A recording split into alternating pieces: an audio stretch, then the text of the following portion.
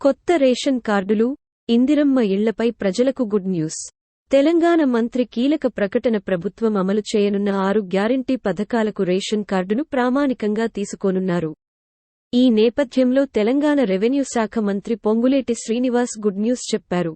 తెలంగాణ రాష్ట్రంలో కాంగ్రెస్ పార్టీ అధికారంలోకి వచ్చిన తర్వాత ప్రభుత్వానికి ప్రజా సంక్షేమమే తొలి ప్రాధాన్యత అయింది. ఎన్నికల్లో ఇచ్చిన హామీలు ఒక్కొక్కటిగా అమలు చేస్తూ వస్తున్నారు సీఎం రేవంత్ రెడ్డి. ఇప్పటికే ప్రభుత్వం చెప్పిన 6 గ్యారంటీల్లో 5 గ్యారంటీలకు దరఖాస్తులను కూడా తీసుకున్నారు. ప్రభుత్వం అమలు చేయనున్న 6 గ్యారంటీ పథకాలకు రేషన్ కార్డును ప్రామాణికంగా తీసుకోనున్నారు. వీటి ఆధారంగానే మహాలక్ష్మి పథకం, 200 యూనిట్ల ఉచిత కరెంట్, 500 రూపాయల గ్యాస్ సిలిండర్ ఇవ్వటానికి మార్గదర్శకాలు జారీ చేశారు. దీంతో రేషన్ కార్డు లేనివారు ఆందోళన చెందుతున్నారు. తమకు పథకాలు రావేమో అనుకుంటున్న నేపథ్యంలో రాష్ట్రంలోని అర్హులకు కొత్త రేషన్ కార్డులు జారీ చేసి సంక్షేమ పథకాలు అమలు చేస్తామని సీఎం హామీ ఇవ్వడం జరిగింది.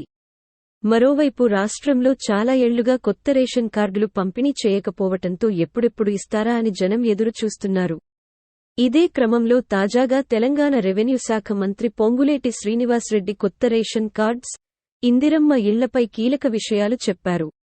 ఖమ్మం జిల్లా తిరుమలాయపాలెం మండలం మాదిరిపురంలో ట్రైబల్ వెల్ఫేర్ రెసిడెన్షియల్ పాఠశాల భవన శంకుస్థాపనకు వెళ్లిన మంత్రి పొంగులేటి అక్కడి సభలో కొత్త రేషన్ కార్డుల ప్రస్తావన తీసుకొచ్చారు. ఇందిరమ్మ రాజ్యంలో మాట ఇస్తే ఎంత కష్టమైనా నెరవేరుస్తామని అన్నారు. కొత్త రేషన్ కార్డులను త్వరలోనే ఇస్తామని, ఇందిరమ్మ ఇళ్ల కల సాకారమవుతుందని పొంగులేటి చెప్పారు. ఎంత కష్టం వచ్చినా ఇచ్చిన హామీలను అమలు చేస్తామని చెప్పిన ఆయన అర్హులైన వారందరికీ అన్ని పథకాలు వర్తింపు జరిగి తీరుతుందని స్పష్టం చేశారు. ఇదిలా ఉంటే కొత్త రేషన్ కార్డుల పంపిణీకి సంబంధించి మార్గదర్శకాలను సిద్ధం చేయాలని ఇప్పటికే అధికారులకు సీఎం రేవంత్ రెడ్డి ఆదేశాలు కూడా జారీ చేశారు.